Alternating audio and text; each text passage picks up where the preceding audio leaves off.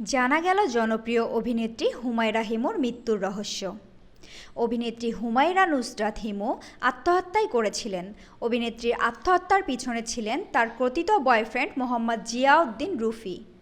ঢাকার chief metropolitan magistrate আদালতে দাখিল করা চার্জশিটে তাকে অভিযুক্ত করা হয়েছে। উত্তরা পশ্চিম থানার এসআই সাব্বির হোসেন এ চার্জশিট দাখিল করেছেন।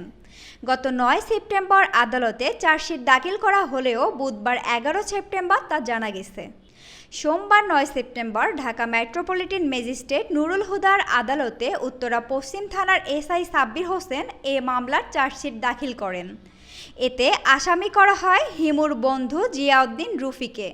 তার সঙ্গে দ্বন্দ্বই আত্মহত্যা করেছিলেন অভিনেত্রী হুমায়রা হিমু। চার্জশিটে বলা হয়, ছোট পর্দার অভিনেত্রী হুমায়রা হিমু থাকতেন রাজধানীর উত্তরা পশ্চিম থানার ১০ নম্বর সেক্টরে। ২ দশকে দীর্ঘ কেরিয়ারে ছিলেন নানা চড়ই উত্তরেই। বিয়ে করলেও সংসার ঠিকঠাক করা হয়ে ওঠেনি। এ পর্যায়ে স্বামীর সঙ্গে বিচ্ছেদ হয়। হিমুর ঘনিষ্ঠজন কথিত প্রেমিক বা বয়ফ্রেন্ড ছিলেন মোহাম্মদ জিয়াউদ্দিন রুফি নামে এক ব্যক্তি। আত্মহত্যার ৬ মাস আগে থেকে হিমুর বাসায় নিয়মিত যাতায়াত করতেন রুফি। জানা যায় ওই বাসায় মাঝে মধ্যেই রাতে থাকতেন তিনি।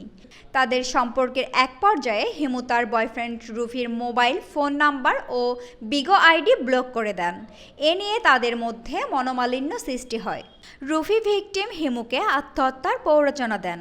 পরে রাগে ও অভিমানে গত বছরের ২ নভেম্বর হিমু বাথরুমে ঢুকে গলায় ফাঁস দিয়ে আত্মহত্যা করেন। এ ঘটনায় ২ নভেম্বর রাতে হিমুকে আত্মহত্যার প্ররোচনার অভিযোগে তার মামা নাহিদ আক্তার বাদী হয়ে উত্তরা পশ্চিম থানায় একটি মামলা করেন। হুমায়রা হিমু মঞ্চনাটকের মধ্যে ২০০৬ সাল থেকে অভিনয়ে আসেন। টেলিভিশনে ছায়াবীথি নাটকে প্রথম অভিনয় করেন তিনি। একই বছর প্রাইভেট ইনভেস্টিগেটর নামে একটি টিভি সিরিয়ালে অভিনয় করেন।